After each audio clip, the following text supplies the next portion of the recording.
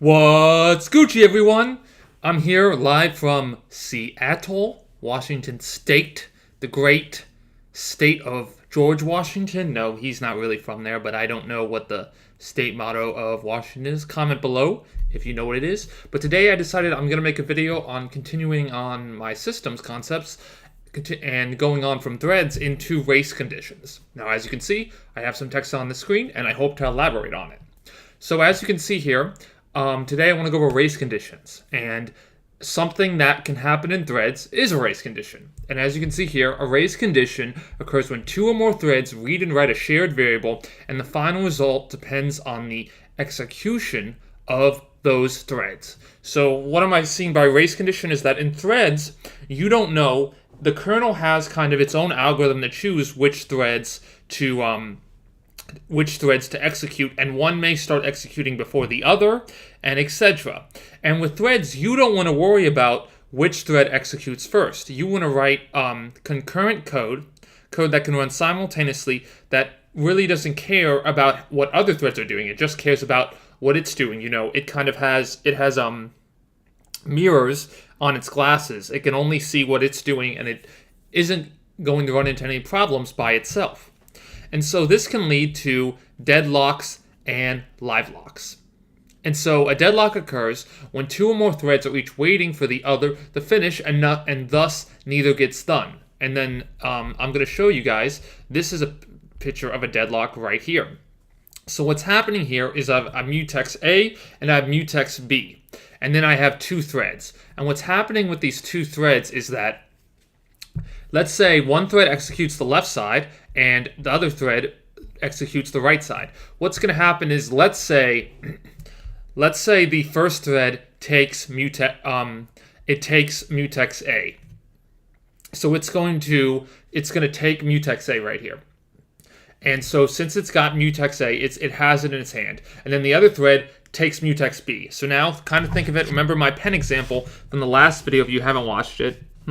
I don't have any other pens, so let's just say, I do have two pens. So these are the two locks, and each of my threads has the lock. They have a lock A and they have lock B. And so now they both have this lock. So then my threads go to the next lines. They go to, this thread on my, I guess it's right hand to you guys, wants this lock B. It wants this lock that the other thread holds, and this thread wants the lock that the first thread on the left side holds.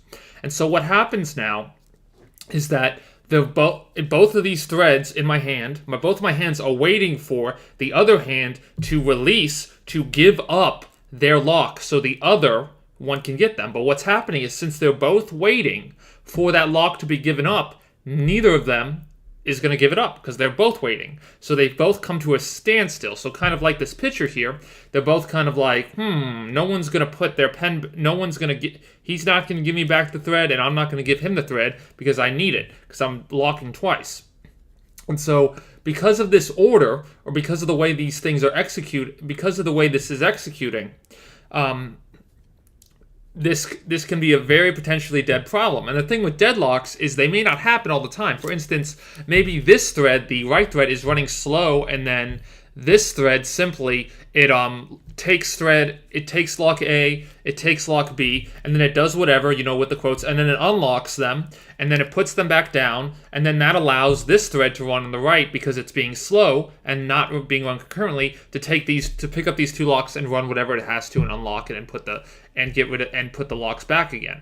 So that is something that can happen with the deadlock. And it's a very, very special problem. And the way to avoid this is simply, you always want to lock and unlock in the same way. So simply, if you change this, so let's say here I lock A and then B, and then simply here I locked A and then B, I would always avoid this problem. You always want to unlock and lock in the same way, because think of it, one of these threads will get to lock A first, if lock A was first, and so it would take that lock. And so then the one that didn't get lock A, if it was running concurrently, would simply wait there until it got it back. And then so since it waits at A, this one can grab B, and then it can drop B and then drop A, and then simply this thread will get A and B back, and then it'll be able to go, since it's waiting up here. It doesn't get stuck in the middle by proceeding down the middle and then there's no case of waiting for anything to finish. So you want to always, lock and unlock in the same order to prevent that problem. I'm going to try to keep this video short, guys, so I won't go into anything else today. I hope you guys have the best day of your lives and have a great day, as always. Hi again, everyone. Thanks for watching. I appreciate you guys for liking, subscribing, and commenting on this video. If you want to watch more videos of the same category, you can click over here. And if you want to watch any new videos and learn something new, you can click over here. Have the best day of your life.